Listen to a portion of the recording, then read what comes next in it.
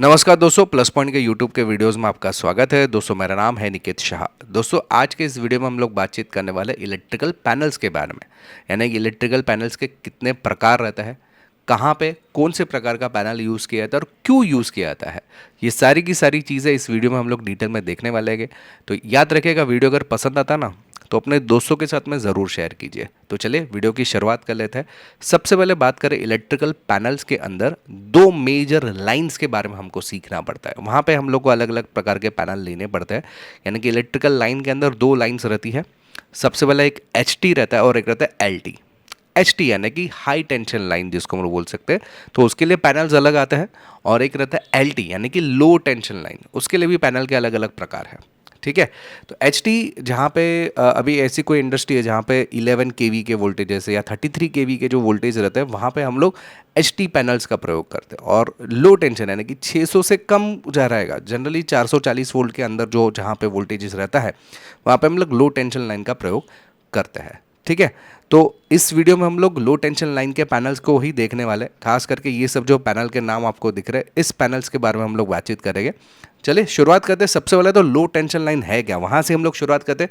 बाद में इस जो पैनल के प्रकार है ना, उसको एकदम डिटेल में डिस्कस करेंगे। तो यहाँ पे जो आपको पैनल नजर आ रहा है, ये सारा का सारा लो टेंशन लाइन का पैनल है। हालांकि ये बहुत बड़ा पैनल है, छोटी मोटी इंडस्ट्री में इतने बड़े पैनल्स लगते हैं, लेकिन हमारे बिल्डिंग्स वगैरह में इतने बड़े पैनल्स नहीं इस्तेमाल किए जाते हैं। लो टेंशन लाइन जो रहता है वो आमतौर पर दो अलग अलग लाइन्स को कॉम्बिनेशन करके डिस्ट्रीब्यूशन करने का काम करता है। यानी कि मान लो एक DG से सप्लाई आ रहा है, एक ट्रांसफार्मर से सप्लाई आ रहा है, दोनों में से इलेक्ट्रिसिटी लेकर उसके अंदर से इक्विपमेंट्स यानी कि जो हमारे इलेक्ट्रिकल डिवाइसेस है, उसके अंदर जो डिस्ट्रीब्यूशन करने का जो काम करता है, वो हमारी LT लाइन कहलाती है, यानी कि लो टेंशन लाइन। जनरली ये 690 वोल्ट से कम रहेगा। ओके, तो हम लोग LT उसको गिनते हैं। 690 वोल्ट से अगर ज़्यादा वोल्टेज है तो आमतौर पे हम लोग हाई टेंशन लाइन उसको बोलते हैं। तो यहाँ पे आपको ये जो पैनल नज़र आ रहा है, ये 690 वोल्ट से कम है। यहाँ पे जो कलर कोड की अगर मैं बात करूँ, यहाँ पे अलग अलग कलर कोड नज़र आ रहा है, जिसमें DG से आने वाला जो इनकमिंग पैनल रहता है वो ऑरेंज कलर में रहता है। ये DG से आया हुआ सप्लाई है। DG है ना, डीजल जनरेटर।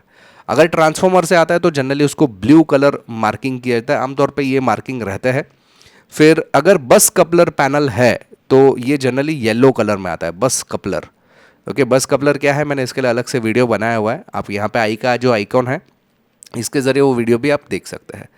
बाकी जो अलग अलग जो पैनल्स रहता है, जो फीडर के लिए या कंट्रोलिंग्स के लिए, वो जनरली ग्रे कलर्स में रहता है। तो ये सब जो चीज़ें रहती है वो आम तौर पे हमारे अलग अलग कलर्स को दर्शाती है, कि ये कलर्स के ज़रिए भी हमें पहचान में आ जाए कि हाँ ये DG का है, ये ट्रांसफार्मर का। इस तरीके से पैनल को डिस्ट्रीब्यूट किया जाता है।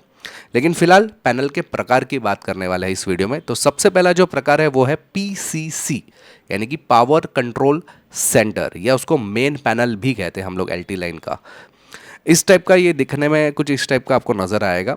ये जनरली इसका काम क्या रहता है, ये मेन काम रहता है combination of circuit of several places, यानी कि इनकमिंग फीडर लाइंस है और आउटगोइंग जो लाइंस है, उन दोनों को जो कंट्रोल करने का जो काम करता है, एक सिंगल जगह से कंट्रोल करने का काम करता है, वो हमारा है PCC। देखिए यहाँ पे लिखा हुआ है, the power control centre panel works by the combination circuit of several places into a single central hub. यानी कि इनकमिंग लाइंस आ रही है, बहुत सारी आउटगोइंग लाइंस आ रही है, वो सारे के सारे कंट्रोल करने का काम PCC पैनल करेगा। ओके, तो अगर ये नहीं रहेगा ना तो बहुत सारी मुश्किल हो सकती है पावर को डिस्ट्रीब्यूट करने के लिए। ठीक है।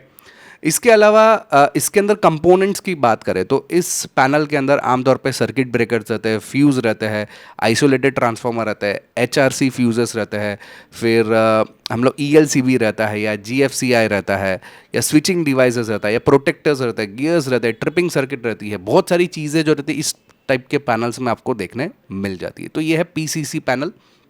इसके बाद आता है MCC panel, motor control central panel. आमतौर पे ये पैनल आपको इंडस्ट्री में ही नज़र आता है, जहाँ पे आपको समझो बहुत सारे मोटर्स है और उसको कंट्रोल करने वाला एक पैनल, अलग से एक पैनल ही दे दिया जाए, जहाँ से सारी की सारी मोटर्स को यहाँ पे इस पैनल के ज़रिए अगर नियंत्रित करना है तो आप MCC पैनल का आप यूज़ कर सकते हैं। यहाँ पे देख सकते हैं हर एक मोटर्स को कंट्रोल करने वाले पैनल के हैं। यहाँ पे उसका MCB वगैरह जो है, मतलब MCCB वगैरह आपको यहाँ पे नज़र आ रहा है। साथ ही साथ इसके अंदर लाइंस और जो इनकमिंग और आउटगोइंग लाइंस वगैरह रहेगी, उसका जो पावर सप्लाई जो रहता है 3 फेज़ का आ रहा है कि नहीं, उसको चेक करने के लिए उसका वोल्ट मीटर, एम्पेयर मीटर, सारी की सारी चीज़ें आपको यहाँ पे इस पैनल में मिल जाती है। कभी कभार ऐसा भी होता है कि हमारा जो ये PCC पैनल और MCC पैनल एक साथ में मिक्स भी आ जाए, कभी कभी ऐसा भी होता है। डिपेंड आपका कंपनी क्या है और कंपनी के अंदर एप्लीकेशन क्या है, उसके हिसाब से डिपेंड करता है। इसके बाद आता है पावर डिस्ट्रीब्यूशन बोर्ड, यानी कि PDB पैनल। PDB पैनल क्या है, उसको आगे बढ़ाने से पहले जानकारी बता दूं, हम लोग ने ऑनलाइन में भी बहुत सारे कोर्सेज चालू कर दिए, जिसमें PLC है, RLC भी एक पैनल है। इसके अलावा मोटर रिमाइंडिंग है, इलेक्ट्रॉनिक्स है, वीडियो एडिटिंग, साउंड एडिटिंग है, कंप्यूटर हार्डवेयर है, नेटवर्किंग है, CCNA है, प्रोग्रामिंग में भी बहुत सारे C प्रोसेस, जावा, SQL, VB। फिर वैसे ही रोबोटिक्स में भी कोर्सेस है, आर्डिनो है, पाइथन है, रास्पबेरी पाई है, मोबाइल रिपेयरिंग है, बहुत सारे कोर्सेज है। अगर आपको ये कोर्सेज करना है तो मोबाइल में एक एप्लीकेशन डाउनलोड करना है। एप्लीकेशन का नाम है प्लस पॉइंट ट्रेनिंग। ये आपको गूगल प्ले स्टोर पर मिल जाएगा। अधिक जानकारी के लिए मेरा व्हाट्सअप नंबर है, इसमें मुझे केवल हाई का मैसेज डाल दीजिए तो मैं सारी जानकारी आपको व्हाट्सअप के माध्यम से भिजवा दूंगा। तो चलिए शुरुआत करते हैं PDB पैनल के बारे में, यानी कि पावर डिस्ट्रीब्यूशन बोर्ड के बारे में। तो पावर डिस्ट्रीब्यूशन बोर्ड देखने में कुछ इस प्रकार से आपको नज़र आता है। ये जो पावर डिस्ट्रीब्यूशन बोर्ड रहता है ना, इसका मेन काम क्या रहता है, जो पावर आ रहा है उसको आपको अलग अलग इक्विपमेंट्स के अंदर डिस्ट्रीब्यूट करना। देखो यहाँ पे लिखा हुआ है कंट्रोल, मतलब पावर को डिस्ट्रीब्यूट करना, कंट्रोल करना, ग्राउंड फॉल्ट को प्रोटेक्शन करना और मॉनिटरिंग करना है। मॉनिटरिंग यानी कि इसका वोल्टेज ये वो सब दिखाएगा, 3 फेज आ रहा है कि नहीं, उसको ट्रिपिंग वगैरह का जो अलग अलग मेन्स लाइंस को जो ट्रिपिंग यानी कि MCB के जरिए कंट्रोल करना, ये सारी की सारी चीज़ें जो रहती है हमारे बिल्डिंग्स में, आमतौर पर होटल्स में जाएंगे या हॉस्पिटल्स में जाएंगे तो आपको इस टाइप का पावर डिस्ट्रीब्यूशन बोर्ड नज़र आएगा। ओके तो ये पावर डिस्ट्रीब्यूशन बोर्ड के अंदर भी कभी कभी MCB भी हो सकता है, मतलब MCC भी हो सकता है, यानी कि मोटर कंट्रोल बोर्ड भी इसी के अंदर भी हो सकता है। डिपेंड अपॉन आपके बिल्डिंग्स में कितने मोटर है, तो समझो पावर डिस्ट्रीब्यूशन बोर्ड के अंदर ही लगा दिया जाए। तो ऐसा भी कभी कभी होता है, तो इस टाइप का वो पैनल नज़र आता है कुछ तो भी। इसके अलावा इसका ही दूसरा नाम भी है MPDB या MDB, यानी कि मेन पावर डिस्ट्रीब्यूशन बोर्ड या मेन डिस्ट्रीब्यूशन बोर्ड भी आप उसको बोल सकते हैं। ये एक ही नाम है, काम एक ही है, मतलब नाम खाली अलग अलग है। ठीक है, इसके बाद में आता है APFC, active automatic power factor correction control. ठीक है, ये बहुत ही बढ़िया पैनल है। बेसिकली ये पावर फैक्टर करेक्शन के लिए काम करता है। ये इंडस्ट्रीज में ज़्यादातर होता है। इसमें अगर पैनल के अंदर देखोगे ना तो नॉर्मल हमारे स्विचिंग वगैरह जो रहता है वो तो है, लेकिन उसके साथ में आपको ऐसे कैपेसिटर्स देखने मिलेंगे। ओके, इसका काम है आपका जो पावर फैक्टर करेक्शन करना, तो जिससे पावर लॉस कम हो जाए, मैक्सिमम हम लोग यूटिलाइज कर सकते हैं जो हमारे पावर का, और रिएक्टिव पावर कम करके अपेरेंट पावर को मतलब हम लोग इंक्रीज कर ले, मतलब रिएक्टिव पावर को कम करे, अपेरेंट पावर बढ़ा दे। तो पावर फैक्टर जो पावर के जो लॉसेस होते हैं हमारे फैक्ट्रीज में या इंडस्ट्रीज में, उसको कम करने का काम ये करता है APFC। ठीक है, ये पावर फैक्टर करेक्शन करने का काम करता है। तो पैनल कुछ इस तरीके से अंदर से आपको नज़र आएगा। इसके बाद आता है DG या AMF पैनल, यानी कि डीजल जनरेटर पैनल आ गया, या ऑटोमेटिक मेंस फेलियर पैनल आ गया, या डीजल सिंक्रोनाइजेशन पैनल आ गया। इस टाइप के जो पैनल्स आते हैं, या अभी DG पैनल आपको कुछ इस प्रकार से नजर आएगा। सिंपल DG पैनल है, DG का लाइन है, उसको कंट्रोल यहाँ से किया जाए।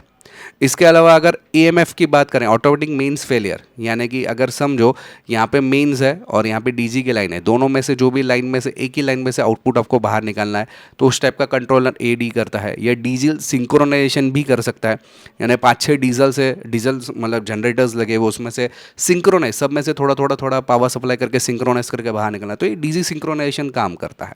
उसको और थोड़ा डिटेल में बताता हूँ। सबसे पहले AMF के बारे में बताऊँ, यानी कि ऑटोमेटिक मेंस फेलियर जो है कुछ इस प्रकार से काम करता है। आप देख सकते हैं यहाँ पे हमारा ट्रांसफार्मर का सप्लाई आ रहा है और यहाँ पे हमारा डिजिटल DG का सप्लाई आ रहा है। ठीक है, तो AMF पैनल क्या करेगा, जो आपको आउटपुट मिल रहा है ना, ये समझो आपका आउटपुट लोड है।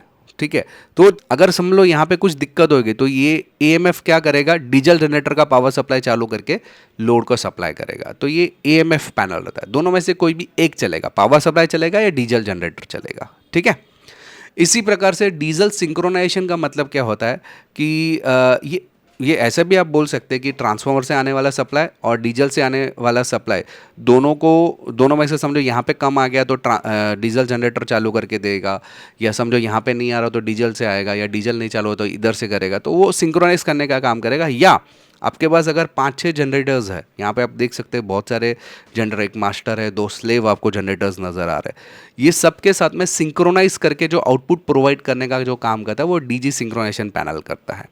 अगर ट्रांसफार्मर फेल हो गया, कुछ ग्रिड ट्रांसफार्मर या कुछ भी फेल हो गया, तो सब डीजल जनरेटर को मिला के आपको आउटपुट देने का काम ये डीजी करता है। ठीक है, डीजी सिंक्रोनाइजेशन इसको बोल सकते हैं। ये भी बहुत ही बढ़िया पैनल है, इंडस्ट्रीज़ में काफ़ी सारी जगह पे यूज़ होता है। ये भी आपको लो टेंशन लाइन के लिए ही यूज़ किया जाता है। इसके अलावा कुछ पैनल्स की बात करो तो वीएफडी पैनल यानी कि वेरिएबल फ्रीक्वेंसी ड्राइव पैनल, जो कि आपकी मोटर्स को कंट्रोल करने का काम करता है। PLC panel, programmable logic control panel, इसके ऊपर तो हमारा ऑलरेडी कोर्स है जिसमें हम लोग प्रोग्रामिंग करके बहुत सारी चीज़ों को ऑटोमेटेड कर सकते हैं इंडस्ट्री के अंदर, तो ये पीएलसी पैनल भी यूज़ करते हैं। आता है एलडीबी यानी कि लाइट डिस्ट्रीब्यूशन बोर्ड। जनरली जहाँ पे कंस्ट्रक्शन चालू है वहाँ पे हम लोग लाइट को डिस्ट्रीब्यूट करना चाहते हैं अलग अलग जगह पे, या कुछ अभी समझो छोटी मोटी ऑफिस है उसके अंदर अगर लाइन को डिस्ट्रीब्यूशन करना चाहते हैं तो आप एलडीबी लगाते हैं हम लोग, लाइटिंग डिस्ट्रीब्यूशन बोर्ड। तो अभी समझो मेरी ऑफिस में मेरे समझो 10-15 रूम्स है, तो हर एक जगह पे मतलब अलग अलग सप्लाई जाना चाहिए, तो वो मैंने क्या किया, हर जगह पे मैंने एलडीबी लगा के रखा है, लाइट डिस्ट्रीब्यूशन बोर्ड लगा के रखा है। ठीक है, जो मेंस का सप्लाई है उसको डिस्ट्रीब्यूट करके फिर अलग अलग पहले तो रूम्स के तरफ ले जाए, फिर उधर से डीपी से हमारे रूम्स के अंदर आता है, उसको भी अलग कंट्रोल करने के लिए एलडीबी लगाया हुआ है। तो इस तरीके से जो सप्लाईज आते हैं वो सब अलग अलग टाइप के पैनल्स रहते हैं। तो आई होप कि आपको जितने भी प्रकार के मैंने पैनल दिखाए कौन से थे, एक पीसीसी था, एमसीसी था, एलडीबी था, फिर जो हमारा कैपेसिटर वाला पैनल था, फिर डीजी जनरेटर वाला पैनल था, फिर एलडीबी पैनल था, ये सारे के सारे जो पैनल्स है वो सब लो लाइन यानी कि लो टेंशन के लिए यूज़ करते हैं आमतौर पे। तो आई होप कि दोस्तों ये वीडियो आपको पसंद आया रहेगा। वीडियो अगर पसंद आया ना तो अपने दोस्तों के साथ में शेयर ज़रूर कीजिए। अगर आप एप्लीकेशन से कोई भी कोर्स करना चाहते हैं, इलेक्ट्रॉनिक्स, इलेक्ट्रिकल कोई भी, तो हमारा एप्लीकेशन का नाम है प्लस पॉइंट ट्रेनिंग, ये आपको गूगल प्ले स्टोर पर मिल जाएगा। अधिक जानकारी के लिए व्हाट्सअप नंबर है, इसमें मुझे केवल हाई का मैसेज दीजिए तो मैं सारी जानकारी आपको व्हाट्सअप के माध्यम से भिजवा दूंगा। अगर आप नए हैं चैनल के ऊपर तो सब्सक्राइब का बटन दबा के बेल का आइकॉन दबा दीजिए ताकि मेरे जो भी नए वीडियोज़ आएगा उसका नोटिफिकेशन आपको जल्द से जल्द मिल जाए। चलिए इस वीडियो में इतना ही। Thanks for listening.